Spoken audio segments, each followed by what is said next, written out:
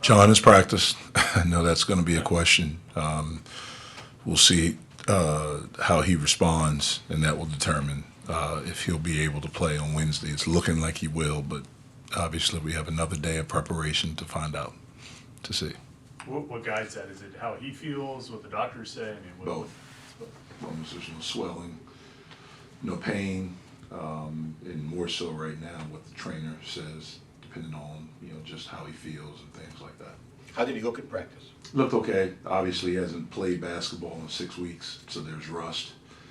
We were able. Today was the first day we did 5-on-5 up and down, and so obviously he's not in the type of conditioning that he would be in if he had been playing. So that's a challenge.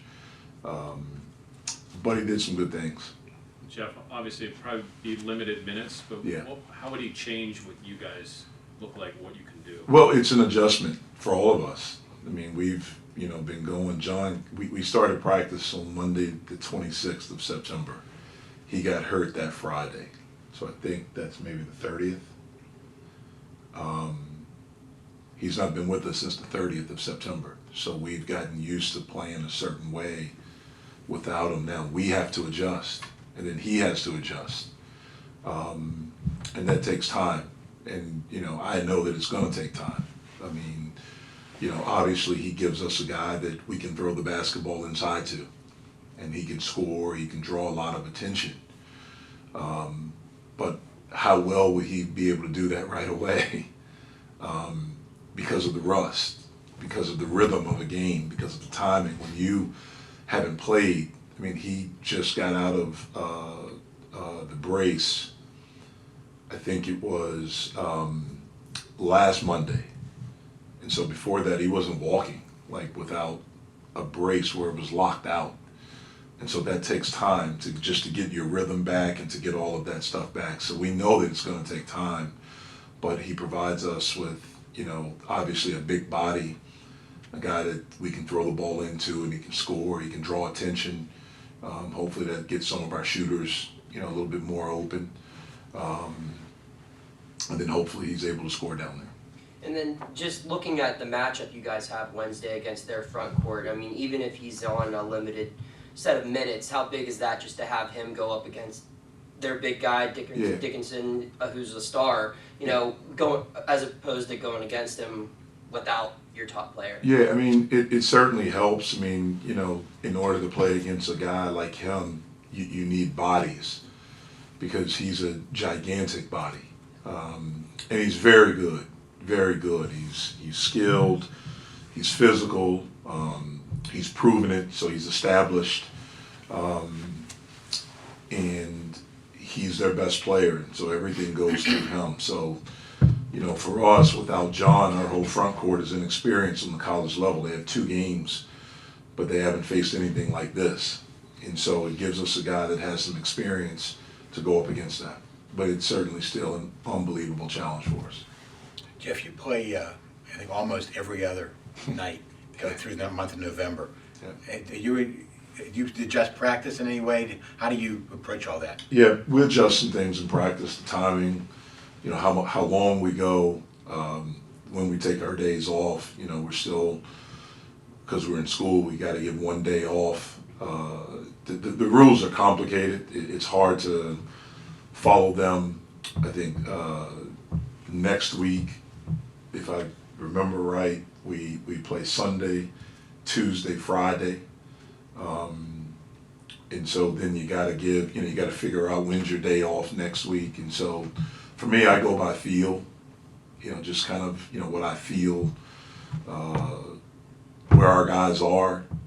But there's definitely some adjustment. You're not on the floor that long. The guys that play a lot of minutes, you try to keep them off their feet. The guys that haven't played a lot of minutes or aren't, you try to get them workouts so when they do get in there, their cardio is still up. It's easy to get out of shape. And so you do have to make some adjustments. Do you like playing a lot of games in a short period of time? Yes and no. You definitely want time to practice. But the way our schedule set up this year, and when we got the conference games, and I think we're playing 2 conference games before Christmas, maybe 3. It's 2, okay. And so, you know, this tournament that we're in, it laid out that way this year. Jeff, what are some of the benefits that you guys have, you know, playing in events like the one you're playing in New York, where you're getting to see, you know, some top-tier competition, top-tier individual talent? Yeah, it's something you try to do every year to get, you know, to be a part of these MTEs. When I took the job, one of the goals for me was to have a chance to play in New York every year, thinking about the old Big East days and, you know, where this program always, whether it was St. John's, you know, the New York area, so whether it was St. John's, whether it was Seton Hall, Rutgers, in that area, New York, New Jersey, you got up there, obviously the Big East tournament, there's a large alumni base of Pitt people up there. It's an area where this program is in the past has recruited well. I always think it's something magical about playing in New York, playing in the city. So that's something that has been a focus of ours. But to have a chance to be a part of these tournaments like this and to play against this level of competition on neutral courts is something I think that's really important. Ever think of having one here? In the city of Pittsburgh? Or No, somewhere else? I haven't. We talked about it a little bit during the COVID year because a lot of those tournaments postponed for a year because there couldn't be any fans. So we thought about it. I think Louisville had one at their place where they had a bunch of games, but that's not something I like doing on a neutral court and playing against, you know, really good opponents. So after your game, do you plan on just having your team stick around and watch the second game, considering, no? We'll get out of there. Whoever's scouting will stay and watch it, live scout it. You said about it being, there's a kind of magic to basketball in New York. Do you have, like, what was your first memory of going there, playing there? Like, when did you first sort of get a sense of what it's like? The first time I played there, I think I was maybe a senior in college. I think I think it was the preseason NIT, the semifinals and the finals, which was at Madison Square Garden, and it was just mad. You hear about it, you know, especially the Garden being the mecca of basketball and all the performers that have performed there, whether it's athletes, entertainers, and to have a chance to play there.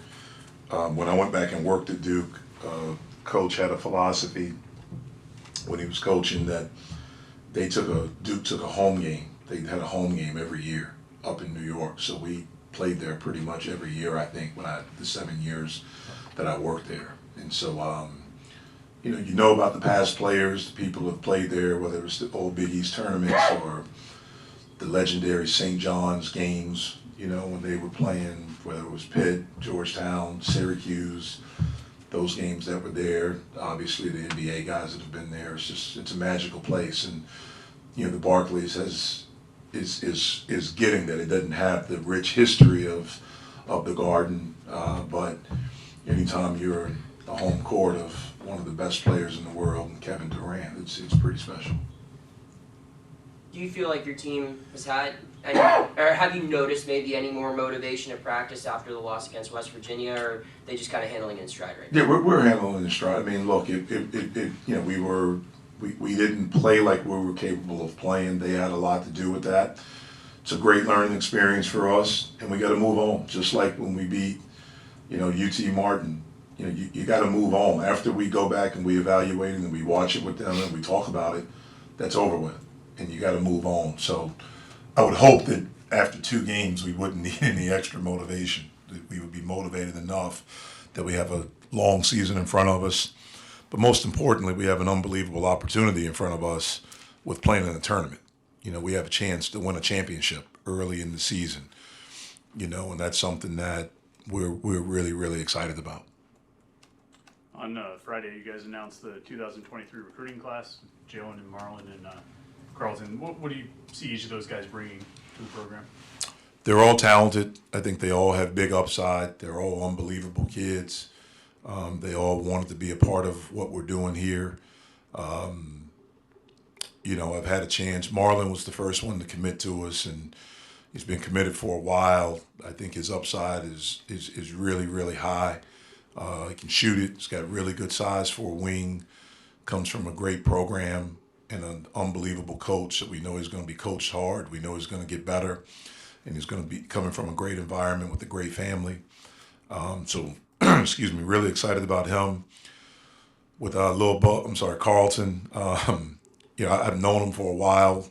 I've known his father for a while. And I had a chance to see him for the first time, not this past summer, but last summer. Was really impressed with him. Watched him, a couple more times. Became even more impressed with him.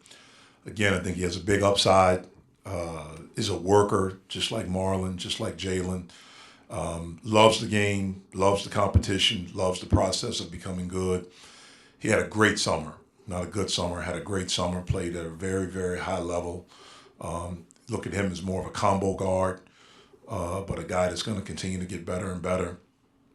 Jalen, I've known Jalen probably since he was 4 or 5. When I was the head coach at Oklahoma, his dad was a part of one of the better AAU programs there in Houston, the Houston Hoops, which we recruited very hard. So I got to know his dad and would see Jalen around the gym all the time. It was funny, watching him this summer. I watched him. He was playing against somebody else, and I was watching him. I couldn't believe it was him. I couldn't believe it was Lil J. And after the Peach Jam was over with, I remember I called his dad, who I stayed in touch with, and I just said, your son's really good. Would your wife let him leave Houston? Like, I know how close their families are, how close their family is. And he said, we're just looking for the best situation. So we jumped in, built a relationship. And again, he's a point guard, high upside, really good IQ, loves to compete, loves to play. So excited to have those guys, excited to have them signed. Don't take that for granted, what we've been through. And excited they want to be a part of it. Jeff, just looking ahead to your next opponent, I know we talked about Dickinson, but just Michigan as a whole, just looking for your thoughts on their program and what Coach Howard does up there. Yeah, Juwan's done a great job. I mean, it's a really cool thing. I remember, I was headed to a meeting downtown, and he called me when he was getting ready to go in for his interview. I've known Juwan. I played against Juwan, and so I've known him for a while. He was part of the Charlotte team when my dad was there as an assistant, so he knew my father. A really good guy. I think it's one of the coolest things for him to be able to go back to his alma mater when you look at the history that he has there. I mean, I was a fan of the Fab Five. I think every young black kid was back at that time. You wanted to kind of be like them. And just what they meant for fashion, for cred, and all of that stuff. And I think he's done a really good job there. And they get good players. They develop them. They have a really good basketball team right now. They hit transfer portal.